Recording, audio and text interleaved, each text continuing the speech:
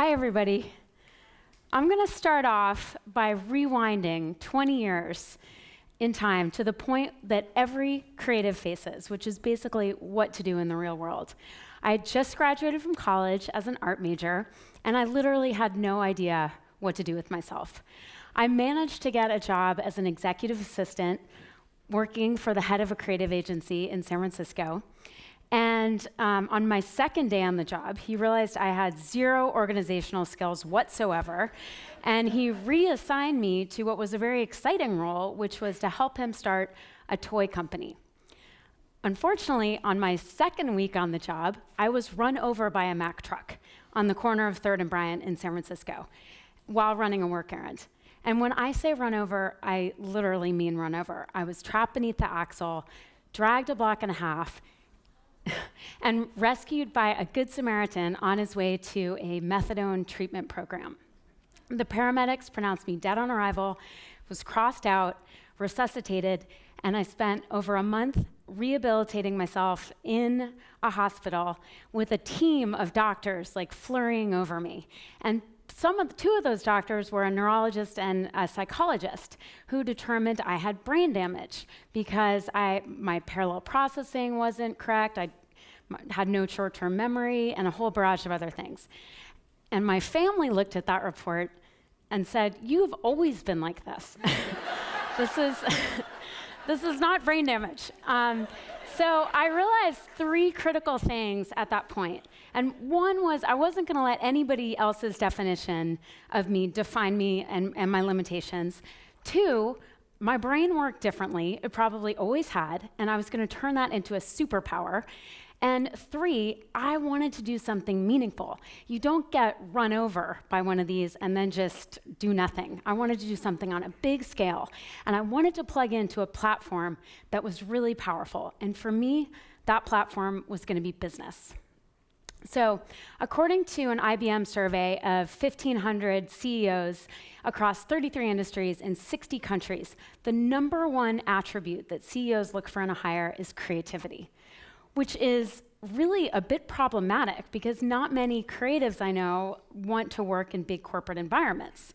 It's kind of antithetical to the environment you think of where creatives would flourish. But I've always been strangely drawn to business and the power of business to spread ideas and as a platform for sharing.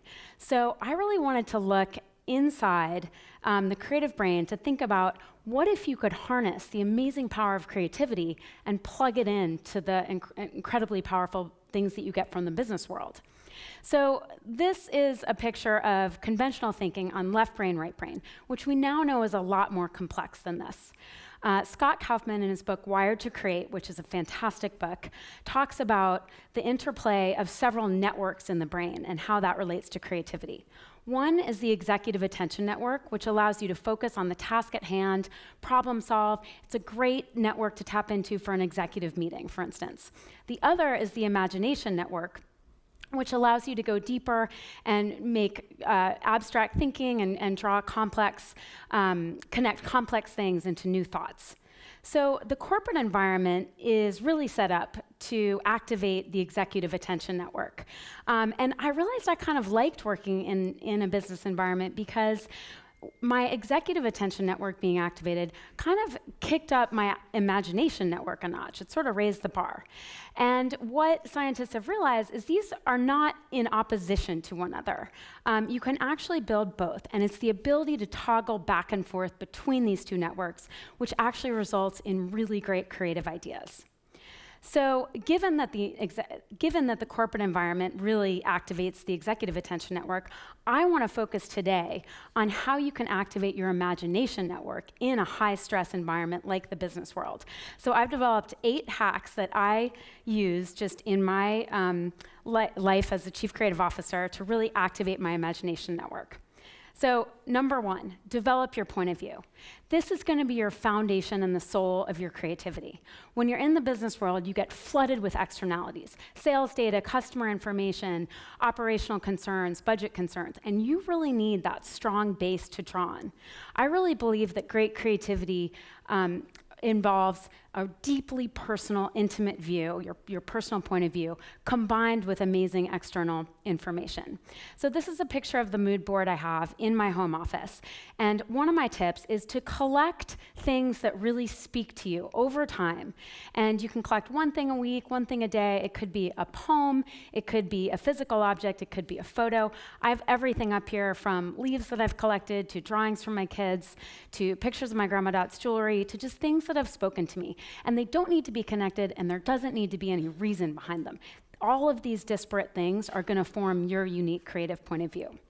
My tip number 2 is I love journaling in the morning when I wake up. I find that intersection of dreaming and being awake, I really get some of my most powerful ideas. So the more you can collect and record those thoughts, you will form a really strong basis of your point of view, which you will need to draw on throughout your career. Number 2 is to create a safe space. So corporate environments are amazing because they're bustling hubs of ideas and collaboration. But I really believe you need to have a place for solitude, and then you can go out and collaborate. So my business partner, Jessica, has always been really supportive about our creative teams having their own spaces. And I think that it's really important to have a safe space to fail in, because a key part of being creative is not being afraid to fail. And when you have watchful eyes on you all the time, it's very hard to do that. This is a picture of Diana Vreeland, one of the most influential fashion editors of all time, in her office at Vogue. And this is where she hatched some of her craziest and best ideas that transformed the fashion editorial. But not everybody has the ability to have an office, so what can you do? So Thoreau loved walking in nature. I like to take a break on my lunch break and just walk outside, find a little corner, just to retreat into yourself, to synthesize, everything you've been hearing, and just formulate your own ideas. You can create a little cubby or a partition. Woody Allen gets his best ideas in the shower. So just find time and a space for solitude every day, and it will really help feed you. Number 3, cultivate mindfulness. So a lot of studies have shown that getting in a more mindful, meditative state really helps you access that deep creative brain state. And I have definitely found that to be true, but unfortunately, I can never find a solid 20 minutes in the day to really make time for this.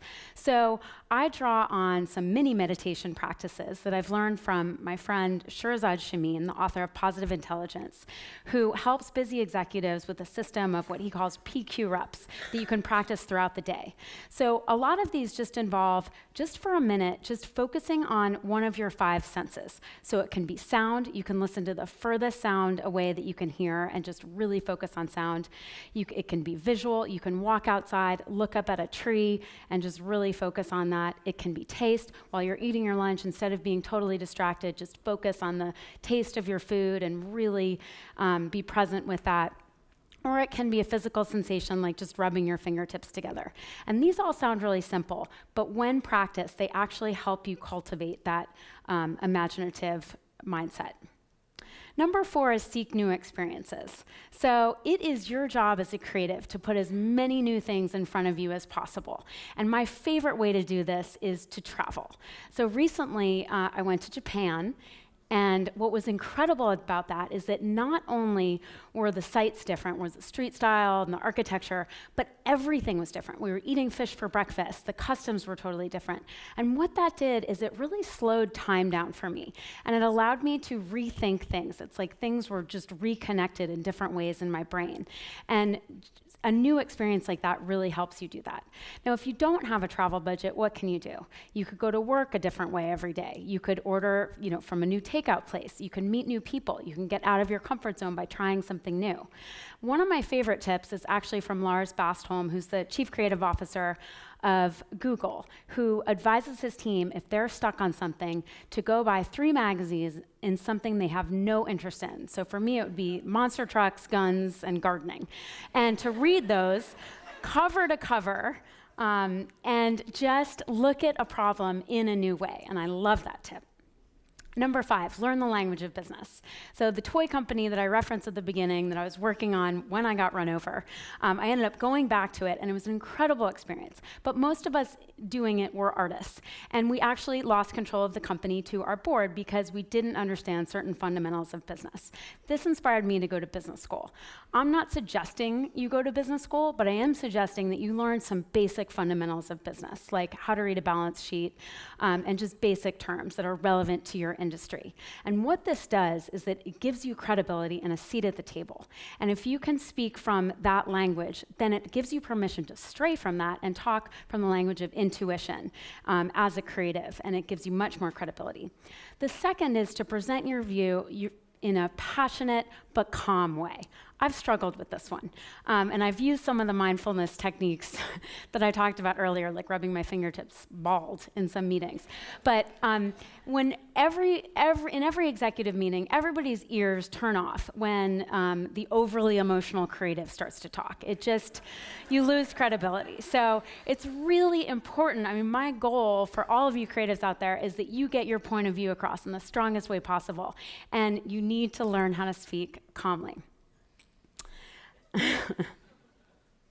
The next one is to become a curious anthropologist. And this is the practice of really being able to emotionally detach from what you're working on, which is so hard as a creative, and to zoom out and have the perspective to be self-critical and look at it from the customer's eyes. And I love this visual of the binoculars, because with binoculars, you literally cannot be too close to your subject. You have to back up. So I really like to have this in my mind as I'm looking at a problem from new and different ways. And one way that can really help you do this is to connect to your customer. So at Stella, I'm very lucky because we are so intimately connected to our 40,000 sellers out there who give us all this information and feedback.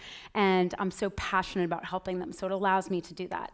But if you don't have that, look for new and different ways to connect to your customers and really listen to them, but don't be too literal about it. It's your job to give them what they don't know they want yet. So you need to have the distance to look at it from your customer or your community's eyes, but then also have the ability to lead them and take risks in a new direction.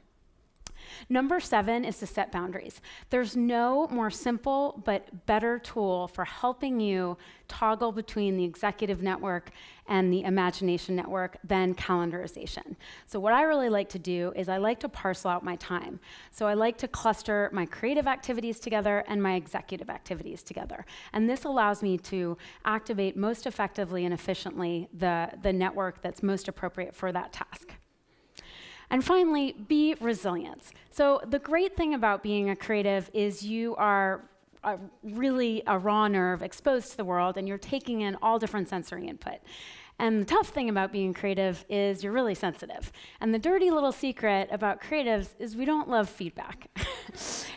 It's very hard. It's very, very hard. So one day, when I was getting a piece of particularly tough feedback, in my imagination, I drew around my ears a pair of furry earmuffs, which only let in the good insights and the strategic insights, but sort of protected me from some of the stronger language that I was sensitive to. And I use this all the time. I tell my team to use it.